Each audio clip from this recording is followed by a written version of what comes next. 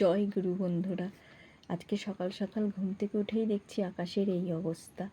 আকাশটা পুরো গম্ভীর হয়ে রয়েছে, ঝিরঝির করে বৃষ্টিও পড়ছে। তার মধ্যে আজকে গাছগুলো দেখে আমার পুরো মনটা ভরে গেল। এত জল পেয়েছে, এত জল পেয়ে গাছগুলো পুরো একদম তরতাজা হয়ে উঠেছে। তেমনই এখন ফুল ফুটছে।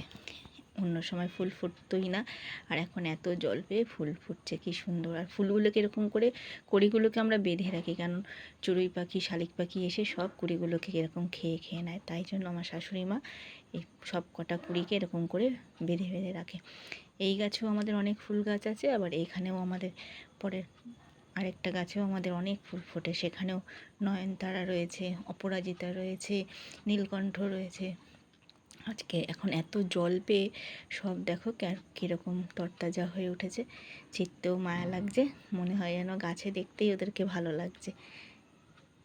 এই যে একটা অপরাজিতা ফুল ফুটেছে, আবার নীলকণ্ঠ ফুলও ফোটে, কিন্তু আজকে আর দেখছি ফুটছে না। এই পাশেও রয়েছে আমাদের জবা গাছটা আমাদের ভীষণ ভালো হয় আমাদের। তবে পুরো বলতে গেলে জবা গাছে ভর্তি রয়েছে, এছাড়াও অনেক গাছই রয়েছে। এই কুড়িটা বেরিয়ে গেছে, এটাকে দিতে হবে, নইলে আবার পাখিতে এসে পুরো খেয়ে নেবে। তারপরে আর এটা পাওয়াই যাবে না কিছু। অ্যালোভেরা গাছও রয়েছে। আর এত জল পেয়ে বৃষ্টিতে যেমন আমাদের খুব অসুবিধা হচ্ছে, কিন্তু গাছগুলো তো মনে যেন প্রাণ ফিরে পেয়েছে। দেখো আবার লাল একটা জবা কোথায় টুকি টুকি খেলছে আমার সাথে, কিন্তু ঝিরঝির করে বৃষ্টি পড়ছে, বেশিক্ষণ দাঁড়াতেও পাচ্ছি না। আবার আরেকটা গাছও রয়েছে, আরেকটা অপরাজিতা ফুল গাছও রয়েছে।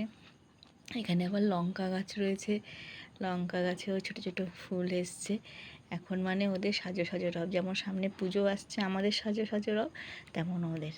আবার স্নান টান করে আমি চলে এসেছি। এখন দেখো ঠাকুরকে ঘুম থেকে তুলছি। এটা আমার ওপরের ঘরের ঠাকুরেরা। নিচে আবার রয়েছে আমার, সেখানে আমার শাশুড়ি মা দেয় পুজো।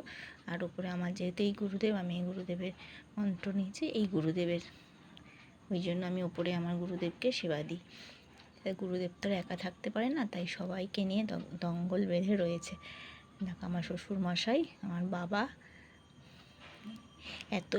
এইবারে যখন স্নান করে উঠে এসেছি তখন এত বৃষ্টি পড়ছে, এখন ছাতা মাথা দিয়ে আমাকে ফুলটা তুলতে হবে, কিন্তু কি করে তুলবো সেটাই ভাবছি।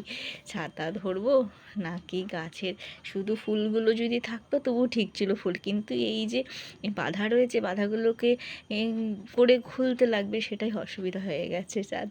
যাই হোক, তারপরে গামছা মাথায় দিয়ে, ছাতা নিয়ে গামছা মাথায় দিয়ে উগ্রপন্থী সেজে এই দেখো কতগুলো ফুল তুলে এনেছি। এখন আমার ঠাকুরকে আমার ফুল দিয়ে সাজিয়ে দিয়েছি। দেখো বন্ধুরা কি সুন্দর লাগছে। প্রতিদিন যদি এরকম ফুল ফোটে তাহলে তো সত্যি আমারও মনটা খুশি হয়, ঠাকুরদেরও মনটা মনে অনেক খুশি হয়। এই যে আমার তারামা, আমার 22 বছর পুরনো এই তারামা, তাই ফটোটা ছিঁড়ে গেছে, কিন্তু তবুও ফেলতে ইচ্ছা করে না। আর এই কটা ফুল রেখেছি, এটা আমার নিচের ঘরের গোপর সোনা আছে, আমার শাশুড়ি মা সেই নিচে পুজো দেবে, ওই জন্য রেখে দিয়েছি এই ফুল কটা।